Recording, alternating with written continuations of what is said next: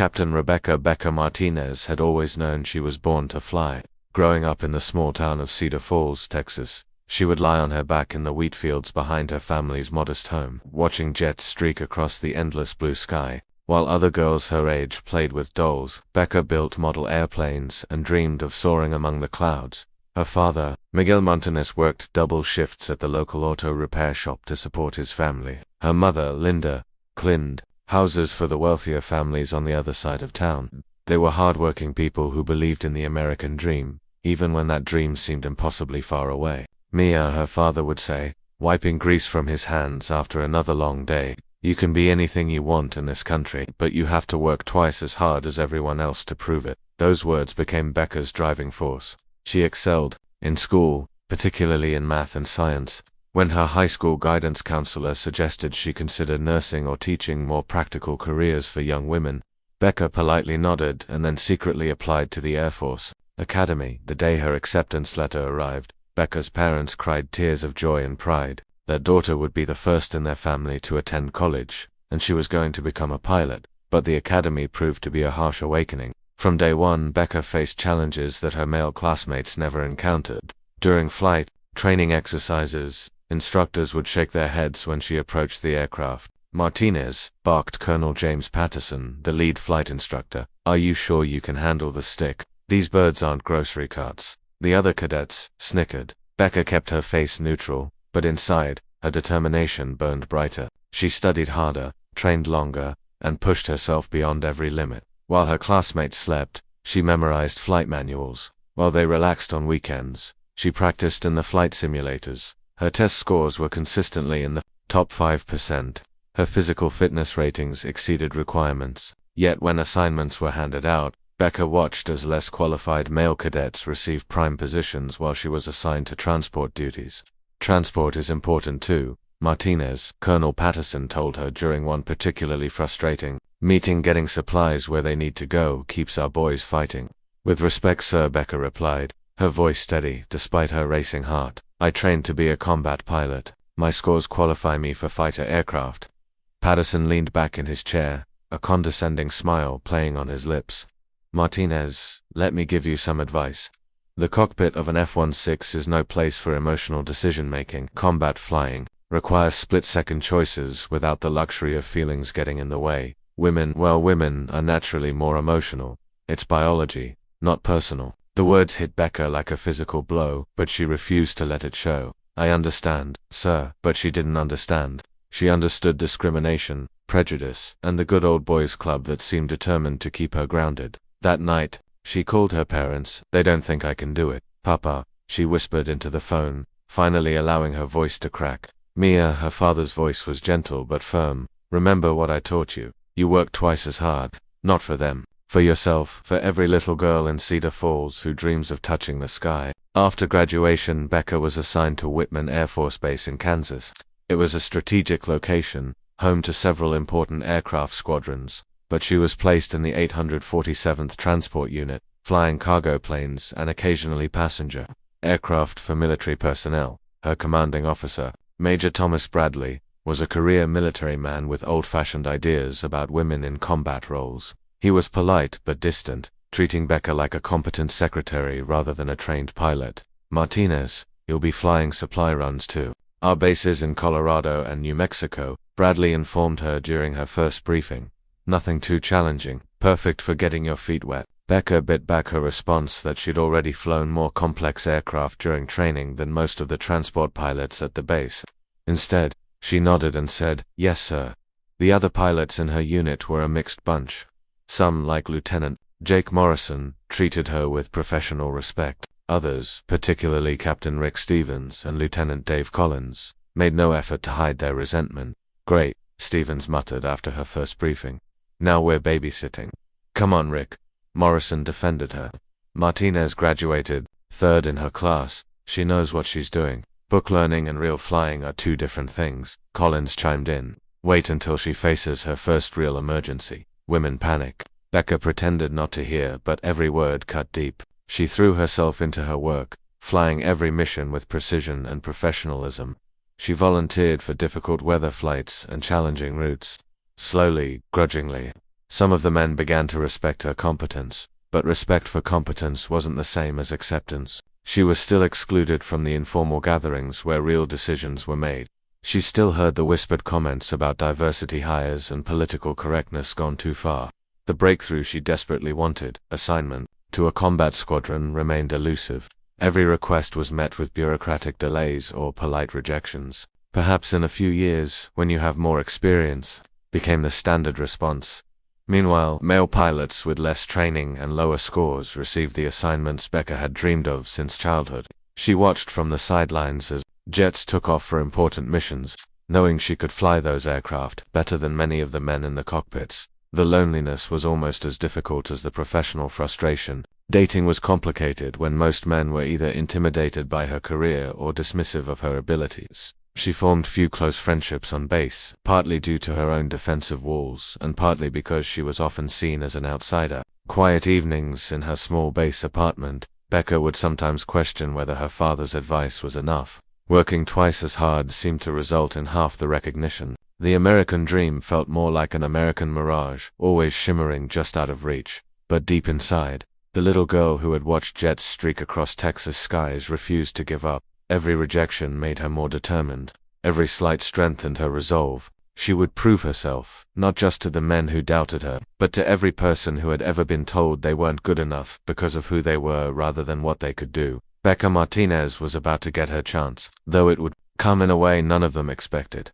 3 years had passed since Becca's assignment to Whitman Air Force Base, and the routine had become numbingly familiar. Transport runs, supply deliveries, and the occasional VIP passenger flight. She had logged over 2,000 hours of flight time without a single incident, earned 2 commendations for exceptional service, and still found herself flying the same routes. While less experienced pilots were promoted around her, the morning of October 15th started like any other. Becca arrived at the flight line at 05:00 hours, as was her habit. The early morning air was crisp, and the Kansas plains stretched endlessly under a sky that was just beginning to show hints of dawn. Her aircraft for the day was a C-130 Hercules, a 4-engine turboprop transport plane that had become as familiar to her as her own car. She conducted her pre-flight inspection with the methodical precision that had become her trademark, checking every system twice. Morning, Martinez. Lieutenant Morrison approached with 2 cups of coffee from the base commissary. Jake had become her closest friend at Whitman, one of the few pilots who treated her as an equal rather than a curiosity. Thanks, Jake. She accepted the coffee gratefully. What's the cargo manifest look like today? Medical supplies mostly. Some equipment for the base in New Mexico should be routine. He paused, studying her face. You okay? You seem more distant than usual lately. Becca sipped her coffee and watched the ground crew loading her aircraft. Just thinking about my next assignment request. Bradley's been sitting on it for 6 weeks now. The fighter squadron application, she nodded. They both knew what that silence meant. Another rejection was coming, probably with the same tired excuses about readiness and timing. Their loss, Jake said simply. I've flown with most of the hotshots in this wing. None of them have your instincts. Before Becca could respond, Major Bradley's voice crackled over the intercom system. All flight crews report to the briefing room immediately. Priority mission briefing. In the briefing room, Bradley looked unusually tense. Behind him, a map of the southwestern United States was displayed on the screen, with a red line marking a flight path from Whitman to Edwards Air Force Base in California. Ladies and gentlemen, Bradley began, we've received an urgent request from Edwards. They need immediate transport of a medical team and specialized equipment. There's been an accident involving experimental aircraft, and they need our people there ASAP. He clicked to the next slide, showing weather patterns. The complication is a major storm system moving across the region. Most commercial flights are grounded, and several military transports have been diverted. We need volunteers for what could be a challenging flight. Becca's hand shot up immediately. I'll take it, sir. Bradley frowned. Martinez, this isn't a routine supply run. The weather conditions are severe, and the cargo is sensitive. Lives are depending on this mission, which is exactly why you need your most experienced transport pilot, she replied evenly. I have more C-130 hours than anyone else in the unit. Captain Stevens leaned forward. Major, I'd like to volunteer. This sounds like a mission that requires steady nerves. The implication was clear, and Becca felt her jaw tighten. But Morrison spoke up before she could respond. Martinez has flown in worse weather than any of us. Remember the Colorado run last winter? She brought that bird home when everyone else was grounded. Bradley looked uncomfortable, caught between his own prejudices and the undeniable facts of Becca's service record. The medical team specifically requested our most qualified pilot.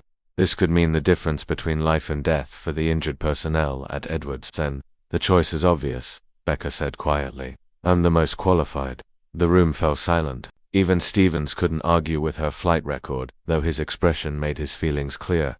Bradley studied the mission folder for what felt like an eternity. Martinez, you have the mission, but I want Morrison as your co-pilot. This is too important for any mistakes. It stung that he wouldn't trust her to fly solo, as several male pilots had done on similar missions, but Becca nodded. Understood, sir. When do we depart? 1 hour. The medical team is already en route to the flight line. As the briefing dissolved, Stevens cornered Becca near the door. Don't screw this up, Martinez. People's lives are in your hands. People's lives are in my hands every time I fly, she replied calmly. That's what being a pilot means. But Stevens wasn't finished. This isn't some supply run where the worst that happens is delayed toilet paper delivery. Real heroes are counting on you.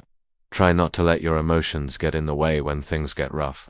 The words echoed Colonel Patterson's comments from years earlier, and Becca felt the familiar burn of anger mixed with determination. I'll keep that in mind, Captain. An hour later, Becca and Jake completed their pre-flight checklist, while the medical team secured their equipment in the cargo bay. Dr. Elizabeth Warren, the team leader, was a no-nonsense trauma surgeon with 20 years of military medical experience. Captain Martinez, Dr. Warren approached the cockpit. I understand you're flying us into some nasty weather. That's the plan, ma'am. We'll do everything possible to get you there safely and on time.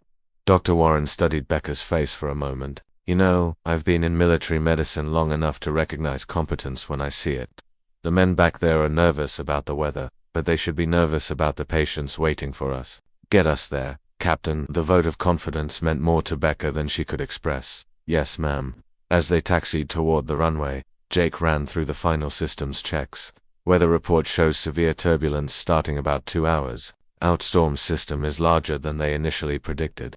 We've handled worse, Becca replied, though privately she was concerned. The weather briefing had been ominous, with reports of downdrafts, icing conditions, and wind shear that had already forced several aircraft to divert. Whitman Tower, this is Transport 847 requesting clearance for departure. Transport 847, you are cleared for takeoff. Be advised, conditions at Edwards are deteriorating rapidly. They may close the field within the next 3 hours.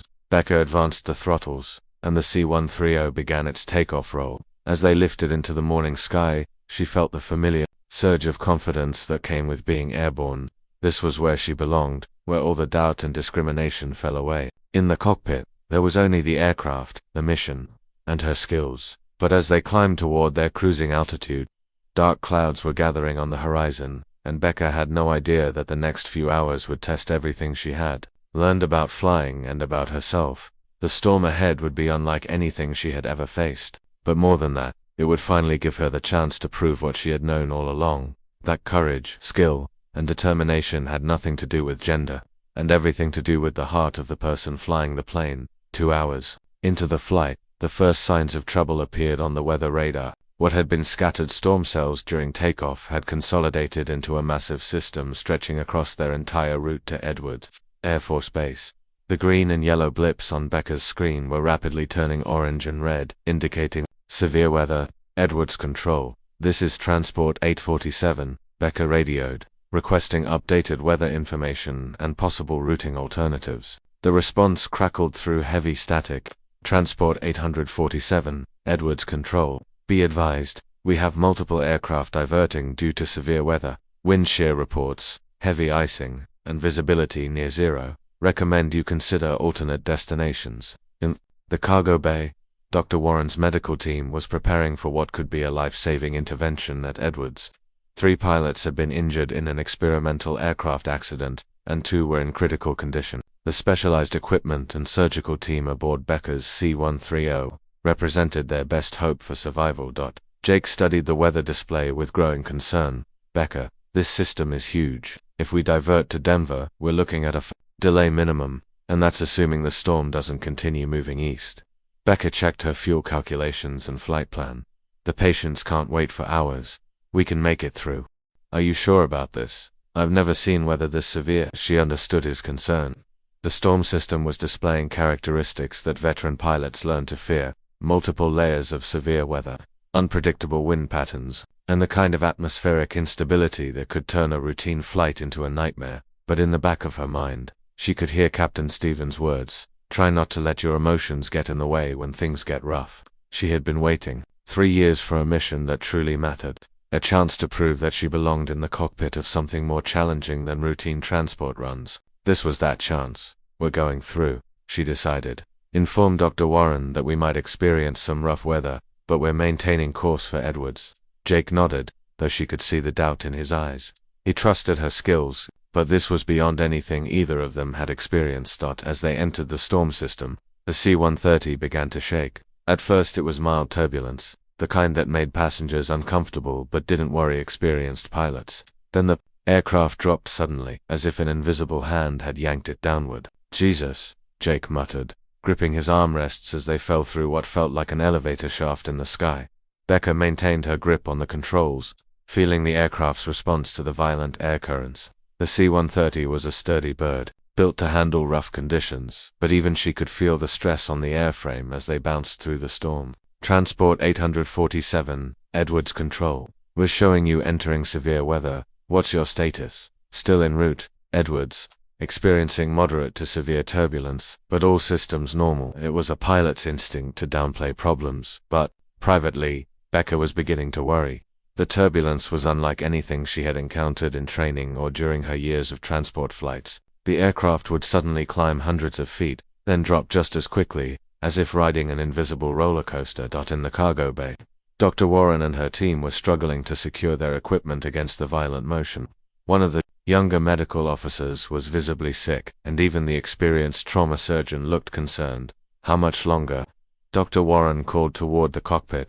Approximately 90 minutes to Edwards, Jake responded. The pilots are doing everything they can to minimize the rough air. But Becca was discovering that minimizing the rough air might not be possible. The storm system seemed to have its own malevolent intelligence, throwing wind shear, downdrafts, and icing conditions at them in rapid succession. Ice began forming on the aircraft's wings, affecting its aerodynamics and forcing her to activate the de-icing systems. Engine temperature on number 3 is running high, Jake reported, scanning the instrument panel, and we're picking up ice, faster than we can shed it. Becca felt the first real stab of fear. High engine temperatures combined with severe icing were a dangerous combination. She had trained for these conditions, but training scenarios never captured the full intensity of reality. Edwards Control, Transport 847, we're experiencing severe icing and engine issues. Request priority approach when we reach your area. Transport 847, Edwards Control, be advised, our field is currently below minimums for approach. Visibility, less than quarter mile, winds gusting to 65 knots, we may need to close the field completely.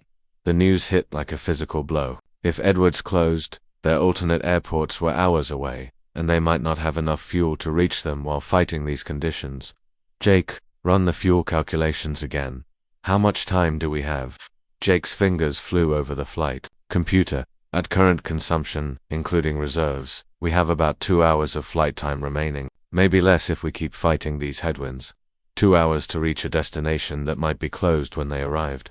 Becca felt the weight of command pressing down on her like the storm pressing down on the aircraft.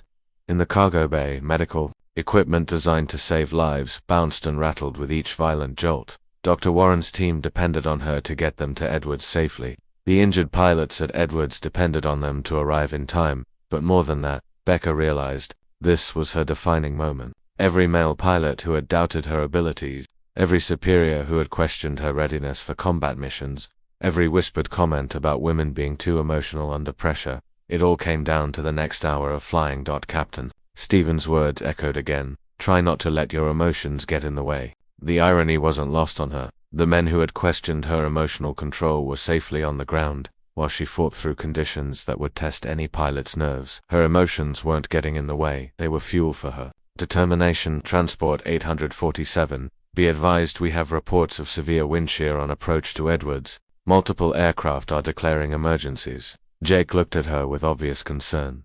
Becca, maybe we should consider Denver. I know the medical situation is urgent, but she understood his position. A reasonable pilot would divert to safety, accepting the delay rather than risking lives. But Becca also understood something that no amount of training could teach. Sometimes being reasonable meant accepting limitations that others had imposed on you. For 3 years she had been reasonable. She had accepted transport assignments. While dreaming of fighters, she had endured condescending comments while proving her competence daily. She had been the perfect, non-threatening female pilot who didn't make waves. But the injured pilots at Edwards didn't need a reasonable pilot. They needed someone willing to push beyond reasonable limits to save lives. They needed a pilot who would fly through hell itself rather than give up. We continue to Edwards, she decided. Alert Dr. Warren that we're about to hit the worst of it, but we're not diverting. Jake nodded, though she could see his hands shake slightly as he reached for the intercom. In all their flights together, she had never seen him nervous. That more than anything told her how serious their situation had become. As if responding to her decision. The storm intensified. The C-130 bucked and rolled like an angry horse, and Becca found herself fighting the controls with physical strength she didn't know she possessed. Ice continued to build on the wings despite the dicing systems working at maximum capacity. Then the first engine failure. Alarm sounded. The engine failure alarm cut through the cockpit like a knife. Engine number 3, already running hot, had finally succumbed to the combination of severe icing and stress. Becca felt the aircraft yaw to the right as the failed engine created asymmetric thrust. Engine 3 is shut down, Jake announced, his voice professionally calm despite the circumstances. Feathering prop and securing systems, Becca fought to maintain control as the C-130 wanted to roll toward the dead engine. The remaining 3 engines were working harder now, their temperatures climbing as they compensated for the failed power plant. In severe icing conditions, losing an engine wasn't just an inconvenience, it was potentially catastrophic. Edwards Control, Transport 847 declaring emergency. We've lost engine number 3 and are experiencing severe icing. Request immediate vector to your field. The response came through heavy static, barely audible over the storm interference. Transport 847 Edwards Control. Understand you're declaring emergency. Be advised, field conditions continue to deteriorate. We have zero visibility and winds gusting to 70 knots. Emergency equipment is standing by. In the cargo bay, Dr. Warren had noticed the change in engine sound. She unstrapped herself and made her way carefully toward the cockpit, using handholds to steady herself against the violent turbulence. Captain Martinez, she called through the cockpit door. What's our status? Becca glanced back quickly. We've lost an engine, but we have 3 remaining. We're still headed for Edwards. Dr. Warren studied her face for a moment. But patience, we're going to see one of them as my son. The revelation hit Becca like a physical blow. She had been thinking of their passengers as statistics, injured pilots who needed medical attention. Learning that one was Dr. Warren's son added a devastating personal dimension to their mission. Ma'am, I promise you, we will get there. Dr. Warren nodded and returned to her team, but Becca could see the fear in the older woman's eyes. A mother's fear, raw and undeniable. The storm continued to batter their aircraft. With only 3 engines, their margin for error had virtually disappeared. Becca found herself constantly adjusting power settings and control inputs to maintain level flight. The ice buildup was affecting their aerodynamics, making the aircraft sluggish and unpredictable fuel state. She asked Jake, 1 hour 15 minutes at current consumption. But the remaining engines are working harder now. That number could drop quickly. Becca did quick mental calculations. Edwards was still 45 minutes away in good conditions. Fighting headwinds and storm conditions, they might not make it before running out of fuel. And if Edwards was still closed when they arrived? Edwards Control, Transport 847. What's the current field status? Transport 847. Field is still below minimums, but we're holding open for your emergency approach. Be advised, you'll be attempting an approach in conditions we wouldn't normally allow. Translation: they were going to attempt a landing in weather that could easily kill them all. Jake was monitoring their engine parameters when the second alarm sounded. Engine number 1 is overheating. Temperature in the red zone. Becca felt her heart sink. Losing 1 engine was manageable. Losing 2 would put them in immediate danger, especially in these conditions. Can we keep it running? Jake adjusted power settings, trying to reduce the strain on the overheating engine. Maybe. but if we lose it, we're down to 2 engines with a heavy load and severe icing. That's not enough to maintain altitude. The mathematics of aviation were unforgiving. Every pound of weight, every knot of headwind, every degree of ice buildup affected their ability to stay airborne. They were rapidly approaching the edge of the performance envelope. Edwards control, transport 847. Engine number 1 is overheating. We may lose a second engine. Request immediate approach clearance. Transport 847, you're cleared for approach. Be advised, winds are now 080 at 35, gusting to 75. Visibility quarter mile in heavy rain. Emergency equipment is in position. Becker had never attempted an approach in conditions this severe. During training, instructors would simulate engine failures and bad weather, but they always maintained safety margins. There would be no safety margins today as they began their descent toward Edwards. The aircraft was bucking so violently that it was difficult to read the instruments. Ice continued to accumulate despite their dicing systems working at maximum capacity. The remaining engines were running at power settings that wouldn't be sustainable much longer. 10 miles out, Jake reported, gear down and locked. Flaps to approach setting. Each configuration change affected the aircraft's handling in the severe conditions. Lowering the landing gear and flaps increased drag, which meant more power required from their already stressed engines, but it also improved their control authority for the approach. Edwards Tower, transport 847 on final approach. 3 miles out, transport 847 winds now 090 at 40, gusting to 80. Visibility is minimal. You're cleared to land. Emergency equipment is standing by. Through the windscreen, Becker could barely make out the approach lights of Edwards Air Force Base. Rain lashed the aircraft and the turbulence was so severe that maintaining a stable approach seemed impossible. The aircraft would suddenly drop or climb, requiring constant corrections. 2 miles out, Jake called, speed is good, sink rate high. Becker added power to arrest their descent, but engine number 1's temperature immediately spiked higher. They were caught between needing more power and not having engines capable of providing it safely. At 1 mile from touchdown, disaster struck. Engine number 1 finally gave up, its overheated components seizing completely. The sudden loss of power caused the aircraft to yaw violently to the left. Engine 1 is gone. Jake shouted over the alarm bells. We're down to 2 engines. With 2 engines failed in severe crosswinds, the C-130 was barely controllable. Becker was using every ounce of strength and skill she possessed to keep them lined up with the runway. The aircraft felt like a wounded bird, struggling to stay aloft against forces determined to bring it down. Half-mile out, Jake reported, his voice tense. Sink rate is excessive. We need more power. But more power wasn't available. The 2 remaining engines were already at maximum continuous power, and Becker could see their temperatures climbing toward dangerous levels. They had one chance to get this right. Through the rain and wind, the runway lights of Edwards finally became visible, but they were off to the right, and the aircraft was drifting further left with each gust of wind. We're going to miss the runway, Jake said, stating the obvious. Becker made a decision that went against every piece of training she had ever received. Instead of executing a missed approach and going around the standard procedure when an approach went bad, she banked the struggling aircraft harder to the right, using their remaining altitude and airspeed to line up with the runway. It was a dangerous gamble. If she misjudged the maneuver, they would stall and crash short of the runway, but going around meant climbing with 2 failed engines and minimal fuel, a maneuver that might be impossible in their current condition. Becker, what are you doing? Jake's voice was sharp with alarm. Landing this airplane, she replied through gritted teeth. She could feel the C-130 on the edge of a stall as she forced it through the aggressive turn. The stick shaker activated, warning that they were approaching their aerodynamic limits, but the runway was now directly ahead, and they were lined up for landing. Too fast, Jake warned. We're coming in too hot. He was right. Their approach speed was higher than normal because they couldn't afford to slow down with only 2 engines. They would need every foot of Edwards' long runway to get stopped. The wheels touched down hard, bouncing once before settling onto the concrete. Becker immediately deployed the thrust reversers on their 2 remaining engines and applied maximum braking. The aircraft shuddered and groaned as it fought to stop. Through the rain-streaked windscreen, she could see the end of the runway approaching.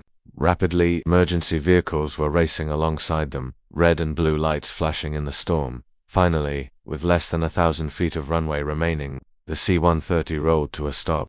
In the sudden silence, broken only by the sound of rain on the aircraft's skin and the whine of their cooling engines. Becca realized her hands were shaking uncontrollably.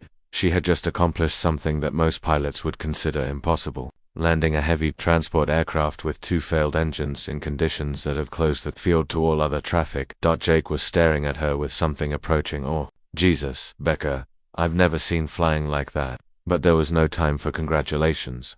In the cargo bay, Dr. Warren and her team were already preparing to disembark.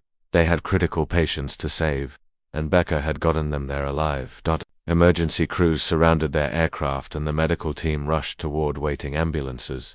Becca allowed herself one moment of quiet satisfaction. She had proven something today that went far beyond her ability to fly an airplane. She had proven that when everything went wrong, when conditions pushed beyond all reasonable limits, she would not quit. That the little girl from Cedar Falls who had watched jets streak across Texas skies had just saved lives in a way she never could have imagined. But the full impact of what she had accomplished wouldn't become clear until the story of their flight began to spread throughout the Air Force.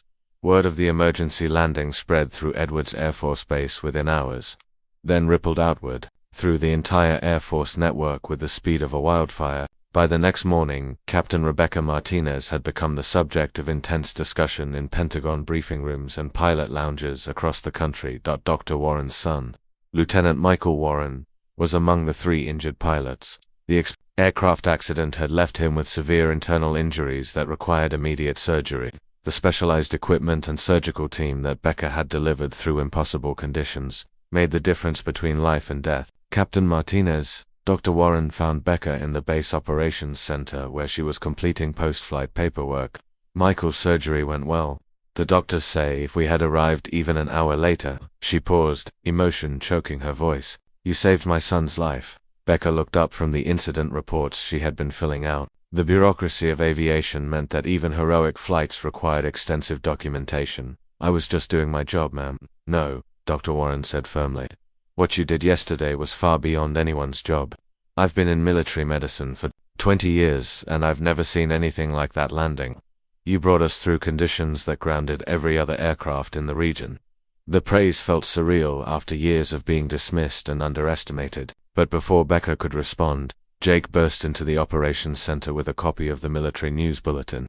Becca, you need to see this, he said, spreading the paper on the desk. The headline read, Female pilot saves lives with heroic emergency landing. The story detailed their flight through the storm, the engine failures, and the landing attempt that aviation experts were calling miraculous. But more importantly, it included quotes from the medical team, Edwards Control, tower personnel, and even some of the pilots who had been forced to divert due to the weather. Listen to this, Jake read aloud. I've been flying for 15 years, and I wouldn't have attempted that approach, said Captain Mark Stevens of the 412th Test Wing.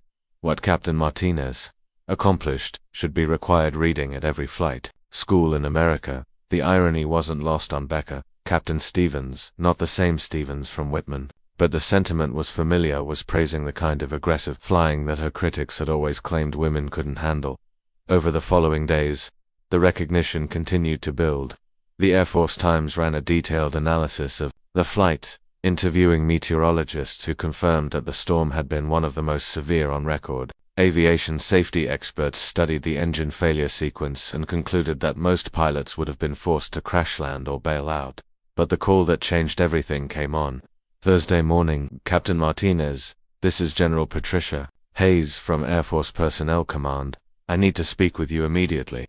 General Hayes was the highest-ranking woman in the Air Force, a trailblazer who had fought many of the same battles Becca was fighting. Her corps could mean promotion, reassignment, or disciplinary action in military aviation. You never knew which way heroics would be interpreted by higher command. Yes, ma'am, Captain. I've been following your career for some time. Your flight, too, Edwards, has attracted attention at the highest levels of the Air Force. We have some things to discuss. 2 hours later, Becca found herself in a secure video conference with General Hayes and several other senior officers. The conversation that followed would reshape her entire future. Martinez, General Hayes began. Your actions during that emergency flight have raised some important questions about pilot assignments and qualifications. We've reviewed your entire service record, and frankly, we're embarrassed. Becca's heart sank. Despite everything, was she about to be criticized for the very flight that had saved lives? Mum, I followed all emergency procedures, and General Hayes held up a hand.